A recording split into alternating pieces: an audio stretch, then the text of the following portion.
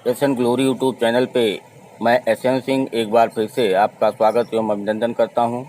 परीक्षा नियामक ने टीईटी, डीएलएड व अन्य परीक्षाएं कराने की शासन से अनुमति मांगी है।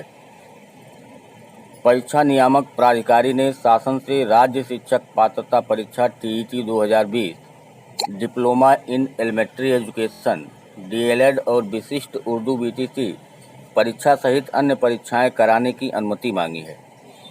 प्राधिकारी सचिव अनिल भूषण चतुर्वेदी ने बताया कि शासन से अनुमति मिलने के बाद परीक्षाओं का कार्यक्रम घोषित किया जाएगा।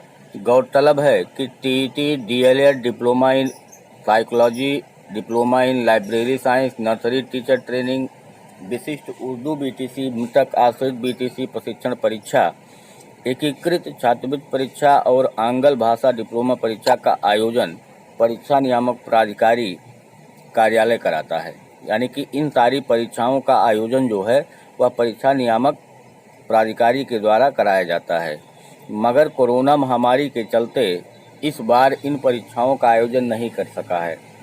उधर शासन के एक अधिकारी ने बताया कि 9 अगस्त को संयुक्त बीएड प्रवेश परीक्षा का सकुशल संपन्न हो गई। जेईई व नीट के आयोजन हो रहे हैं। इन परीक्षाओं के आयोजन की सफलता का आकलन कर टीईटी सहित अन्य परीक्षाएं कराने की अनुमति दी जाएगी।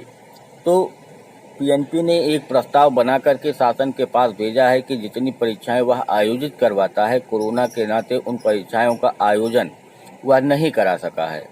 तो उसने अनुमति मांगी है कि हमको इस परीक्षाओं को कराने की अनुमति दी जाए और शासन से उसने अनुमति मांगी है। अब दूसरा समाचार यह है कि लखनऊ में होगा शिक्षा सेवा अधिकरण का मुख्यालय। प्रयागराज में ब्रांच होगा। सप्ताह में 2 दिन प्रयागराज से ही कार्य होगा। तो उत्तर प्रदेश राज्य शिक्षा सेवा अधिकरण का जो मुख्यालय होगा वह लखनऊ में होगा। इसकी एक शाखा प्रयागराज में होगी। सप्ताह में 3 दिन लखनऊ से कार्य होगा और सप्ताह में 2 दिन प्रयागराज से कार्य होगा। योगी कैबिनेट ने शुक्रवार को उत्तर प्रदेश शिक्षा सेवा अधिकरण विधेयक 2019 को भारत सरकार से वापस लेने और नए संशोधन के साथ शिक्षा सेवा अधिकरण विधेयक 2020 को मंजूरी दी है।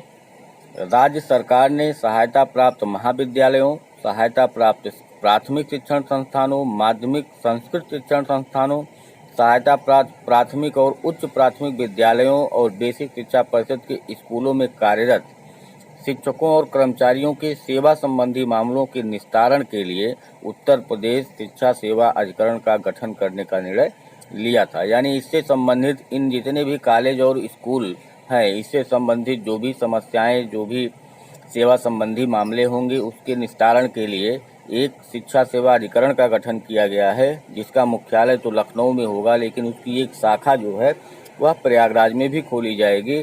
3 दिन लखनऊ से कार्य होगा और 2 दिन प्रयागराज से कार्य होगा। तो यह कल कैबिनेट ने इसकी मंजूरी दी है। फिर आप देखेंगे टीईटी, डीएलएड व अन्य परीक्षाएं कराने की मांगी अनुमति। तो अब जब पीएनपी ने एक प्रस्ताव बना करके शासन को भेज दिया है, तो अब 1 हफ्ते 10 दिन के अंदर ही सारा कुछ क्लियर हो जाएगा कि किस सेमेस्टर की परीक्षा होगी, कौन सा सेमेस्टर प्रमोट होगा, कि सबकी परीक्षा होगी, प्रमोशन नहीं दिया जाएगा, मतलब क्या होगा, प्रमोशन होगा कि परीक्षा होगा, ये सारी चीज़ें अब हफ्ता में क्लियर हो जाएंगी।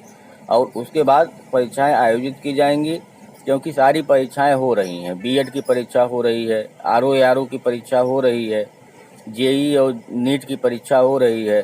तो तमाम सारी परीक्षाओं का आयोजन हो रहा है। अभी बीईओ का परीक्षा हुआ है, तो तमाम सारी परीक्षाओं का आयोजन हो रहा है। इसलिए अब अनुमति पीएनपी को भी मिलेगा कि आप परीक्षा आयोजित करवा सकते हैं।